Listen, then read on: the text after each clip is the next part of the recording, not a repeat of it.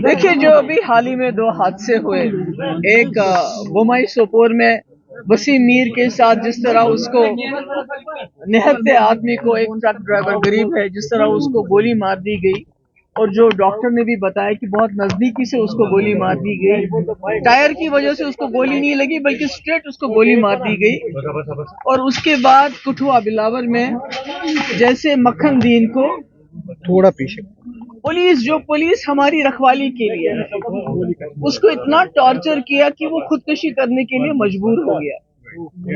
और ऐसे में इंसान को ये ख्याल था कि उमर साहब जब होम मिनिस्टर से मिलेंगे तो उनसे इन मसले के बारे में बात करेंगे, क्योंकि हम कहते हैं, जैसे वो खुद बार बार कहते हैं, होम मिनिस्टर साहब के जो एडवाइजर हैं, हमारे हाथ में कुछ नहीं, मगर वो यहाँ के वजीर आला हैं, उनके पास 50 MLA हैं, उनके पास मेंबर पार्लियामेंट है, उनकी एक अथॉरिटी है। अगर PDP वाले होम मिनिस्टर से पूछना चाहें तो हम नहीं पूछ सकते, बल्कि उमर साहब को चीफ मिनिस्टर अगर वो गए तो उनको वहाँ होम मिनिस्टर साहब से बात करनी चाहिए कि अगर जम्मू कश्मीर में आप कहते हैं हालात बिल्कुल ठीक ठाक है, मिलिटेंसी के साथ आप मुकाबला कर लीजिए, मगर जो आम लोग हैं, जो बेगुनाह लोग हैं, उनके साथ आर्मी की तरफ से किसी आर्मी के, मैं नहीं कहती सारी आर्मी खराब है, मगर अगर कोई गलती करता है उसकी निशानदेही होनी चाहिए, उसको सजा मिलनी चाहिए।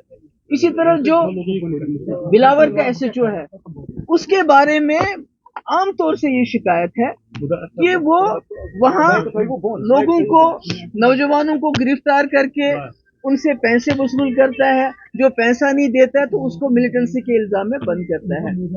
आपने भी वो वीडियो देखी होगी मक्खन दीन की, वो तो दिल दहलाने वाली थी। वो 25 साल का जवान, छोटे छोटे 2 बच्चे, उसको इतना मजबूर किया गया है कि कुरान पाक को हाथ में लेके वो खुदकुशी करता है। तो मुझे लगता है कि उमर साहब को ये चीज ध्यान में रखिए। स्टेटहुड तो ठीक है, आज नहीं कल नहीं परसों स्टेटहुड तो मिल ही जाएगा, मगर ये जो जम्मू कश्मीर के लोगों ने इतनी बड़ी तादाद में वोट दिया इस सरकार को, कि सबसे पहले तो जान है तो जहान है।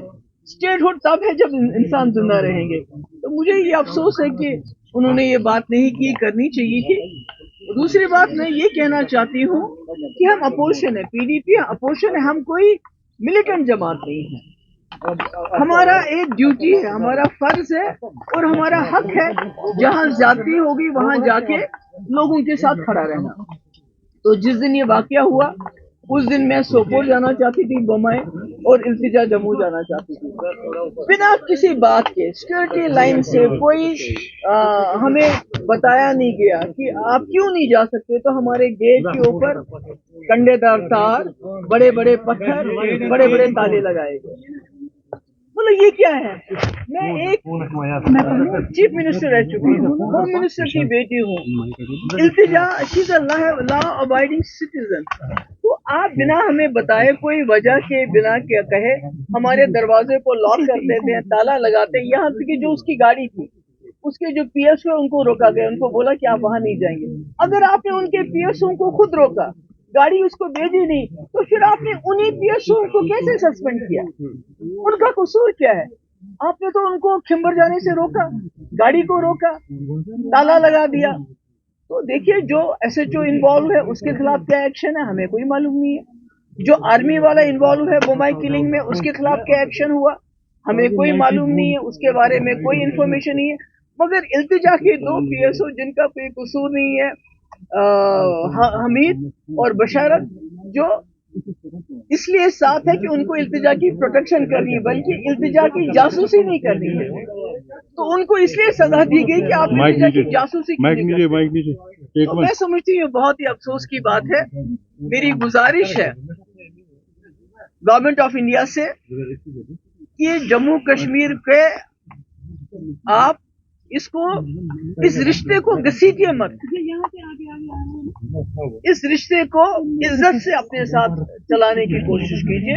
और वो तब तक नहीं चल सकता जब तक जहाँ जो ह्यूमन राइट्स वायलेशंस होती हैं, जब तक उसमें आप जो रिस्पॉन्सिबल हो उनको अकाउंटेबल नहीं बनाएंगे। उसके लिए आपको एग्जाम्पल बनानी चाहिए। बोमाई में जो हादसा हुआ और जो कठुआ में हादसा हुआ, उनको सख्त से सख्त सजा दी जानी चाहिए।